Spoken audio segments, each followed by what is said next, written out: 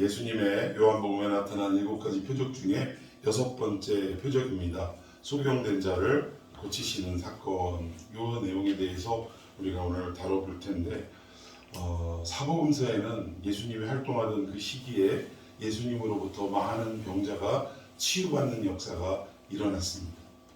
근데 그 많은 각양각색의 병자들 가운데에서도 유독 우리가 주목해봐야 할 몇 가지 어떤 환자들이 있는데, 그 중에서도 오늘 본문의 주인공인 나면서부터 앞을 보지 못하는 맹인에 대한 이 치유 사건, 이 부분은 우리에게 어떠한 숨어있는 깊은 메시지가 전달되는 내용이 아닌가 싶습니다. 오늘 앞을 보지 못하는 자의 그 영적인 상징 때문에 그렇습니다. 즉, 우리가 육신의 눈으로는 앞을 보고 또 사물을 판단하는 능력은 있지만, 우리가 이 땅에서 물리적인 것들만 시야를 가지고 바라보는 게 중요한 것이 아니라 정작 보이지 않는 영의 세계를 바라보는 눈이 없다면, 그러면 이러한 사람들은 영적으로는 다 맹인과 같다라는, 맹인과 같은 게 아니라 아예 그 사람은 영적인 맹인인 것입니다. 하늘 세계를 알지 못하고 말씀의 세계를 알지 못하는 이 무지한 자들이 바로 맹인이라 이 얘기. 근데 우리 예수님은 이 땅에 오셔서 하늘의 세계, 영의 세계를 알지 못하는 우리들의 눈을 뜨게 하시고 그 세계를 바라보게 하신다는 그 사역을 감당하러 오셨다는 것을 오늘 이 사건을 통해 나타내고 있는 것입니다. 오늘 본문은 과연 어떤 의미를 가지고 있는가 살펴볼 텐데, 이 요한복음 8장에 와서는 드디어 예수님이 내가 누구인지 이 세상에 빛으로 왔다라고 말씀하시면서 자기 선언이 이루어집니다. 그런데도 여전히 이스라엘 백성들은, 특히 종교 지도자들은 예수님이 이 땅에 빛으로 오셨고 너희들의 어두운 눈을 밝히 보게 하기 위해 온 존재다라는 이 선언에도 믿었습니까? 안 믿었습니까? 믿지 않았다라는 거예요. 동의하지도 않았고 믿지 않았다라는 것입니다. 그래서 결국 예수님은 당신이 이 세상에 빛이 어떻게 되는 것인지를 오늘 이 맹인을 눈 열어보게 하는 사건을 통해 드러내시고 있다라는 것. 자, 우리 1절 말씀을 한번 봅시다. 1절 시작. 예수께서 길을 가실 때 날때부터 맹인된 사람을 보신지라. 예, 우리가 지금 이 시대에도 앞을 보지 못하는 장애를 가지고 계신, 시각장애를 가지고 계신 분들이 많이 있는데, 시각장애에는 두 가지로 나뉩니다. 한 부류는 어떤 사고나 질병으로 인해서 갑자기 눈 시력을 잃어버린, 그러니까 앞을 보는 시력을, 참 이게 새벽이라 머리가 잘 안 돌아가는 것 같아요. 어쨌든 태어나서는 사물을 볼 수 있었는데 어떤 사고를 당하거나 또 질병으로 인해서 시력을 잃어버린 경우가 있습니다. 그리고 또 그와는 달리 태어나면서부터 선천적으로 시력을 얻지 못하고 태어나는 경우가 있다는 거. 근데 오늘 이 본문에 나오는 사람은 후천적인 시각장애인이 아니라 선천적인 시각장애인이라 날 때부터 맹인된 사람이라고 소개하고 있습니다. 그럼 2000년 전 예수님 당시에 날 때부터 앞을 보지 못하는 이 맹인들의 삶은 어땠냐? 자기 스스로의 힘으로는 살아갈 수 없는 그런 어려운 형편이었다는 거예요. 누군가의 도움이 필요했고, 누군가가 그들의 손을 이끌어서 사람들이 많이 다니는 장소에 데려다 주면 이 사람들이 할 수 있는 일이라고는 고작 한 푼 줍시오, 후거라는 일밖에는 할 수 없었다라는 것입니다. 결국 평생 남의 도움과 구걸을 통해서야 생계를 유지할 수밖에 없는 슬픈 운명을 가진 자들이 앞을 보지 못하는 맹인의 삶이었다라는 거예요.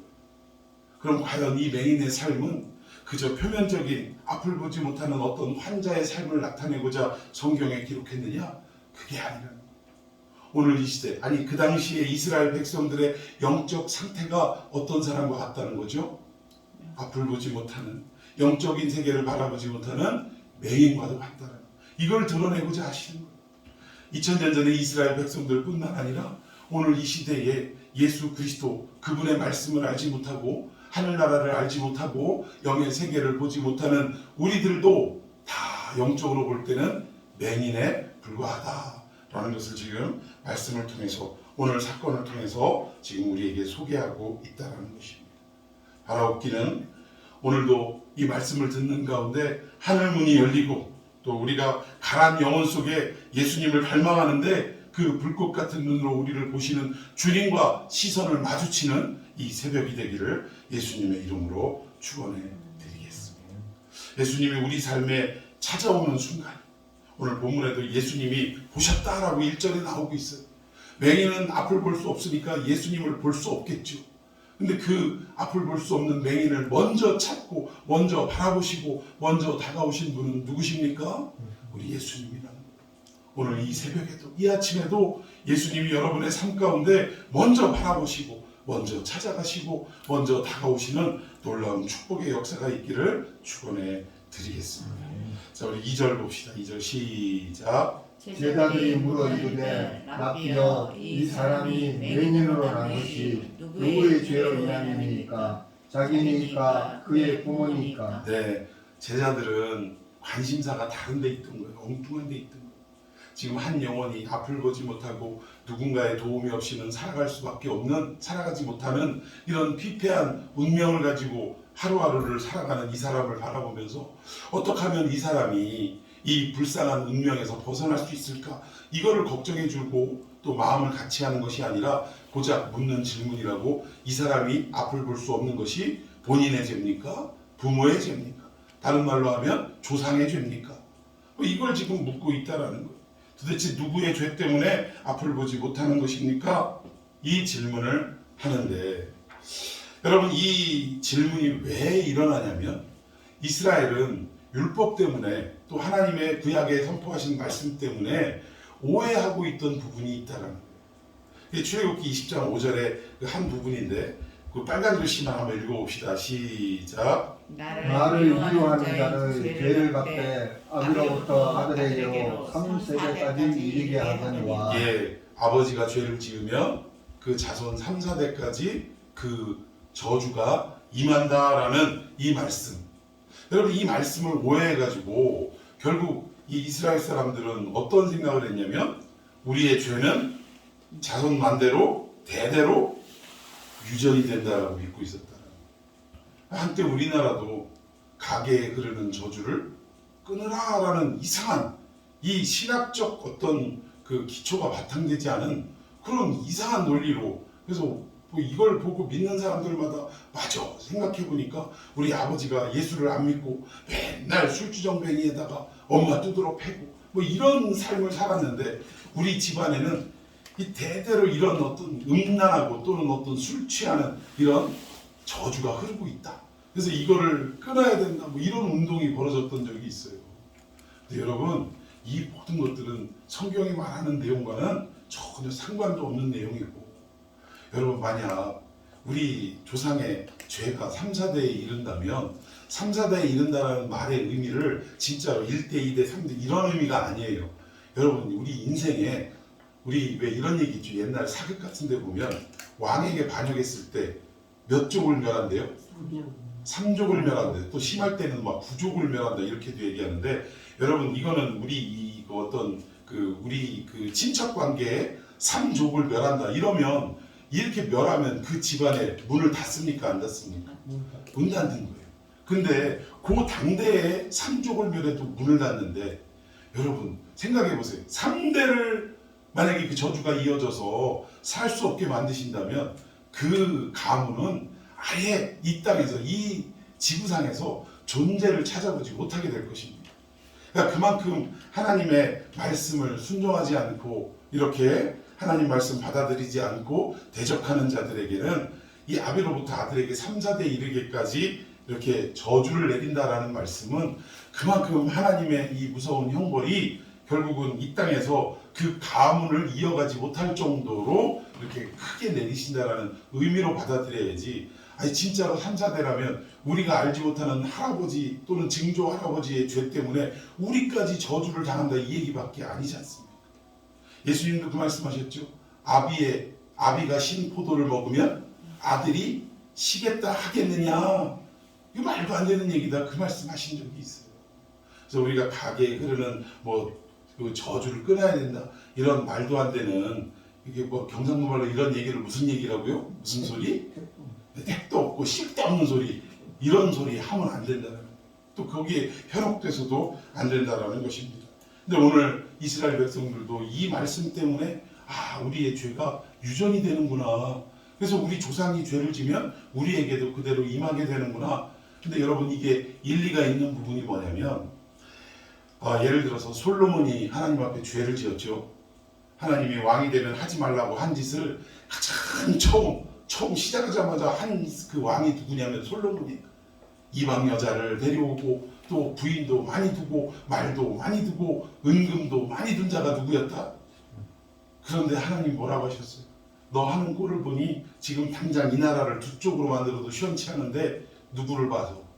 다윗을 봐서 네 당대에는 하지 않고 네 아들 때의 나라를 나누겠다. 그러면 엄밀히 따지고 보면 솔로몬의 죄가 누구에게 전가된 거예요? 유전이 된 거예요?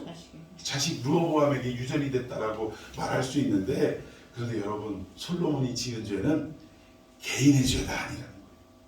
개인의 죄도 물론 포함하지만 이 이스라엘 전체가 지은 이 나라, 국가적 죄라는 것입니다. 그러니까 국가의 운명을 달리하는 것을 단지 시간적인 차이만 뒀을 뿐이지, 솔로몬 때 하지 아니하고 르호보암 때 하나님이 좀 참아주셔서 좀 연장해 주셨다 뿐이지, 뭐 이 솔로몬의 죄를 르호보암에게 그대로 덤태기를 씌웠다, 그 얘기가 아니에요. 솔로몬이 지었던 국가적인 범죄를, 국가적인 죄악을 그 아들 르호보암도 역시 똑같이 행하고 있기 때문에 그게 통하지, 르호보암이 제대로 통치하고 하나님 뜻대로 하는데 하나님이 르호보암 때 나라를 나눈다? 이거 있을 수가 없는 말이라는 것입니다. 그런 부분들을 이해하셔야 돼요. 그리고 왜 이 집안은 아버지가 그렇게 그 모양으로 살았는데 아들도 왜 저주를 받고 있느냐? 그건 다른 게 아니에요. 아버지가 죄를 짓는 그 가정적 형편에 결국은 사람은 뭘 보고 뭐를 듣고 자라느냐가 중요하다는 것이, 그 아들이 내가 왜 그런 거 있잖아요, 나는 안 한다 하면서 결국 내가 아버지의 자리에 있으니까 자기 모습을 거울로 보니 예전 우리를 그렇게 힘들게 했던 아버지 모습이 거울 속에 박혀 있는 걸 확인하게 되더라. 결국 그 죄악 가운데 그 살아가던 그 아들도 똑같이 알지 못하게 그 죄악이 우리의 삶 속에 스며들어서 똑같이 죄를 짓고 있기 때문에 결국 그 아들도 아버지의 삶과 다를 바가 없는 삶이기에 저주를 받고 또 형벌을 받는 경우가 있다라는 것입니다.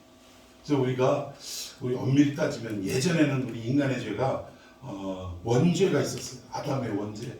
그리고 또 유전죄가 있었고 자범죄가 있었고 이렇게 이야기했던 경우가 있었는데, 지금은 이 유전죄라는 이야기를 하지 않습니다. 원죄와 자범죄, 즉 스스로 짓는 죄, 이 두 가지의 죄가 인간의 죄라고 신학적으로 이야기하고 있다. 자, 우리 결국은 이때 당시에 어떤 성경적 오해로 인해서 유전죄를 생각하고 있었다. 그래서 도대체 이 맹인의 이 앞을 보지 못함이 부모의 죄냐 본인의 죄냐라고 질문을 했다라는 거예요. 자, 근데 예수님의 대답을 한번 봅시다. 3절 시작. 예수께서 대답하시되 이 사람이나 그 부모의 죄로 인한 것이 아니라 그에게서 하나님이 하시는 일을 나타내고자 하십니다. 네, 여기 보니까 이 사람이 앞을 볼 수 없는 것은 본인의 죄도 아니고 부모의 죄도 아니다. 그러면 앞을 보지 못한 이유가 뭐냐? 그를 통해서 하나님이 하시고자 하는 일을 나타내고 드러내기 하기 위해서다. 이런 말을 들으면 우리는 오해할 수도 있어요. 아니, 그러면 하나님의 뜻을 펼치려고 이 사람을 맹인으로 만들었다는 얘기냐?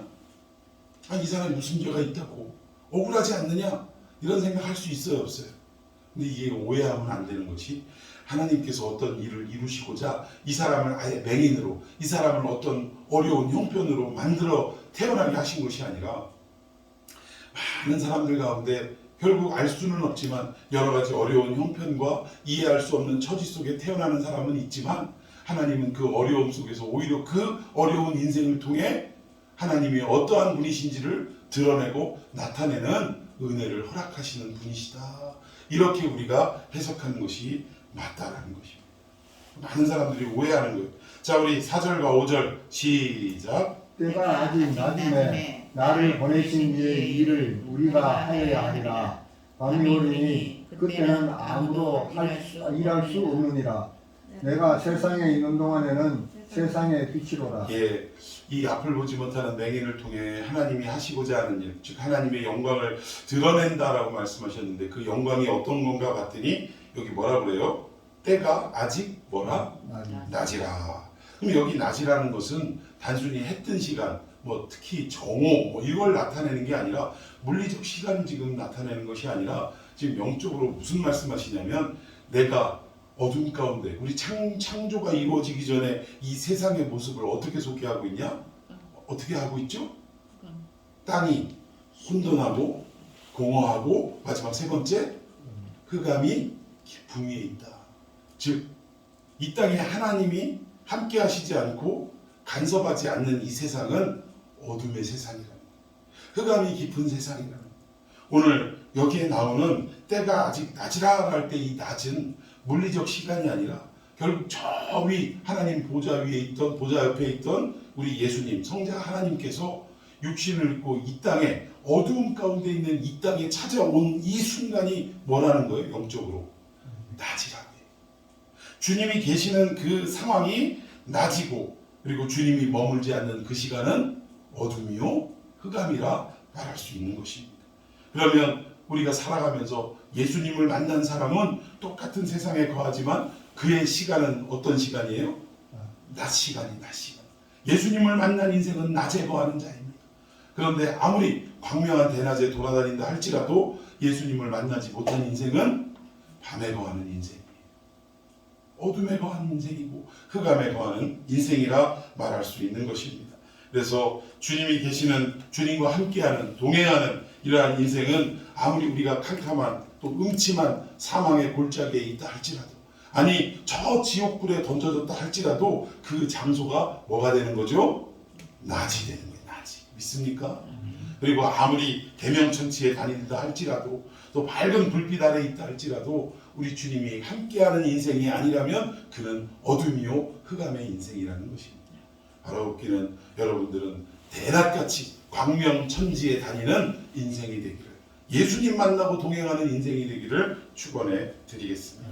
자 우리 6절 제가 읽고 7절 여러분이 읽습니다. 이 말씀을 하시고 땅에 침을 뱉어 진흙을 이겨 그의 눈에 바르시고 7절 이르시되 실로암 못에 가서 씻으라 하시니 실로암은 번역하면 보냄을 받았다는 뜻이라.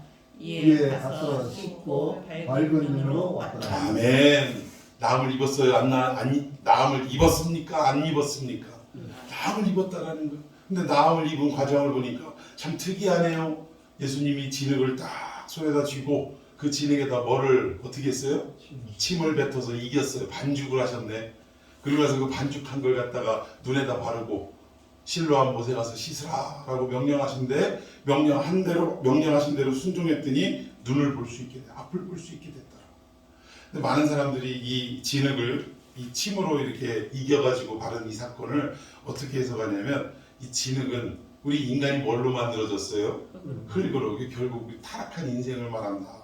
그런데 이 타락한 인생 가운데 예수님이 침을 뱉었어요. 예수님은 어디로부터 오신 분이죠? 위로부터 오신 분. 이 땅의 세계에 계신 분이 아니라 저 하늘로부터 오신 분. 그러면 이거를 이 침은 물 아닙니까? 물. 그러니까 침을 뱉었다는 것은 아랫물이 아니라 윗물의 역사를 이 타락한 인생인 진에게다 뱉어서 잘 이길 때 결국 인간이 나음을 입을 수 있다. 구원을 받을 수 있다. 이렇게도 해석하는데 저는 전혀 일리가 없는 얘기는 아니에요. 전혀 일리가 없는 얘기는 아닙니다, 여러분. 이거 조금 뭐라고 할까, 이게 알레고리컬한 해석이라고 하는데, 이게 풍요법이라고 하는데, 이게 성경 안에서도 알레고리 해석이 그렇게 권장할 만한 것은 아니지만, 갈라디아서 4장 같은 경우는 갈라디아서의 내용을 보면 오히려 성경 자체가 풍요법, 이 알레고리 해석을 한 경우도 있어요. 그래서 우리가 전혀 이거는 아니다라고 배제할 수는 없지만, 그래도 사실 여기 이 사건의 초점은 진흙을 침을 뱉어가지고 이겨서 발랐다. 그래서 나왔다. 여기에 초점이 있지 아니하고 그 다음 7절에 초점이 있다. 그렇게 해주시고 이 사람을 어디에 가서 씻으라고 했죠? 실로암에 가서 씻으라고 했다. 사실은 이 사람이 낳은 초점은 실로암에 있다. 실로암의 뜻이 뭡니까? 보냄을 받았다. 예, 번역했더니 보냄을 받았다라는 뜻이. 결국 보냄을 받은 자가 누구를 소개하는 거죠? 그렇죠. 인류의 구원을 위해 저 하늘로부터 아버지로부터 이 땅에 육신을 입고 보냄을 받은 분이 누구예요? 예수님이라는 사실입니다. 결국 이 실로암은 보이는 연못을 말하는 것이지만 그러나 그 연못을 통해서 그 이름의 뜻을 통해서 누구를 지금 상징하고 있냐? 예수 그리스도. 하나님으로부터 보냄을 받은 예수 그리스도를 상징하고 있는 것입니다. 결국 우리 눈먼 인생, 타락한 인생, 스스로 앞을 볼 수 없고 스스로 자기의 죄를 해결할 수 없는 우리 인생은 누구를 만날 때 해결받을 수 있느냐? 하나님으로부터 저 위 세계로부터 하늘 세계로부터 보냄을 받으신 예수 그리스도를 만날 때에, 그리고 그분의 말씀을 들을 때에 우리의 모든 죄의 문제를 해결받을 수 있는 것입니다. 결국 눈먼 맹인과 같은 흑암에 처해 있는 우리의 인생에 새로운 세상이 있다라는 것을 알려주기에 오신 분이 누구라는 거예요? 예수님이다. 그저 육신적인 세계, 물리적인 세계, 이 죄악 세계 속에 파묻혀서 하나님의 영광이 어떤 것인지, 하나님의 나라가 무엇인지 알지 못하는 맹인과 같은 우리들에게 새로운 빛을 비추어 주시고 이 캄캄한 흑암을 낮으로 바꾸어 주셔서 이런 멋진 세계, 아름다운 세계, 우리가 흠모할 만한 그런 세계가 있다는 것을 알려주기 위해 오신 분이 누구다? 예수 그리스도라는 사실입니다. 그래서 하필이면 수많은 각양각색의 병자 가운데 앞을 보지 못하고 흑암 가운데 살아가는 맹인을 딱 들어서 실로암 못에 가서 씻게 하심으로 눈을 열어 보게 하신 사건을 오늘 우리들에게 지금 들려주고 있는 거예요. 우리가 이 시대의 맹인은 아니냐 이겁니다. 하늘 세계를 알지 못하고 이 성경 말씀을 통해 하나님이 우리를 향하신 뜻이 무엇인지를 깨닫지 못하고 그저 밥새끼 벌어먹는데 온 힘을 기울이는 우리네 인생이 결국은 이 땅에서 참으로 구걸하면서 그 하루하루 연명하는 이런 맹인과 같은 그런 비참한 운명을 가진 삶을 살아가고 있지는 않느냐. 이런 우리들에게 얘들아, 물리적으로 이 세상에서 너희들이 육신 잘 먹고 잘 사는 것도 중요하겠지만 거기에 파묻혀 살면 안 된다. 그것보다 더 나은 가치가 있다. 이거를 보여주고 깨닫게 하시고 알려주고 믿게 하시기 위해 오신 분이 예수님이라는 사실입니다. 오늘 여러분들이 기도하는 가운데 또 하나님을 찬양하는 가운데 말씀 듣는 가운데 이 하나님의 영광에 눈뜨는 이 시간이 되기를 예수님의 이름으로 축원해 드리겠습니다. 오늘 우리가 기도할 내용은 결국 인생의 밤을 맞는 자들이 우리 가운데 왜 없겠습니까? 어렵고 힘들고 괴롭고 정말 한숨밖에 나오지 않는 그러한 시간 속에 처해 있는 인생이 바로 맹인과 같은 삶이고 흑암에 처한 삶일 텐데 우리도 역시 그러한 삶을 살아가는 사람들이 있다라는 거예요. 그러면 결국 우리가 이 어둠 가운데 흑암 가운데 앞을 보지 못하는 이러한 시간 속에 누구를 붙들고 누구를 의지하고 누구를 만나야 하느냐? 하늘로부터 보내심을 받은 실로암 대신 예수님을 만나야 한다. 우리 인생, 타락한 인생이 눈을 열어 볼 수 있는 유일한 방법은 누구밖에 없다. 예수 그리스도밖에 없다. 오늘 이 사건 6번째 표적으로 주님이 우리에게 드러내고 싶은 거예요.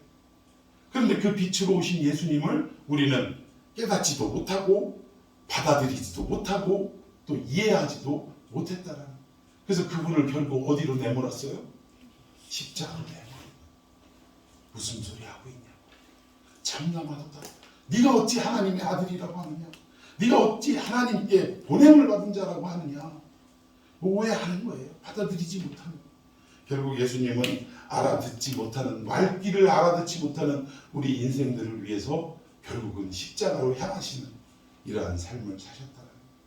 오늘 결국 마지막 이 성금요일 예수님은 전날 밤 체포돼서 온갖 수모와 멸시를 당하시고 또 오늘 기도에도 나왔지만 그 고난을 당하는 가운데 이 이사야의 말씀처럼 도수장으로 끌려가는 양처럼 아무런 말도 하지 않으셨대요. 얼마나 억울하시겠어요. 내가 무슨 죄가 있다고 나를 십자가에 매다느냐. 이럴 수는 없다고 항변하고 자기를 변론하고 이럴 수도 있었을 텐데 주님은 그 일을 당하신 게 내가 십자가를 지지 아니하면, 내가 십자가에 달리지 아니하면 사랑하는 나의 아무개가 누군가가 구원을 받을 수가 없지. 그래서 그 인간의 수 없는 표현할 수 없는 고통을 다 짊어지시면서도 단 한마디도 하지 않고 묵묵히 십자가를 향해 가신 또 매달리신 그러한 날입니다.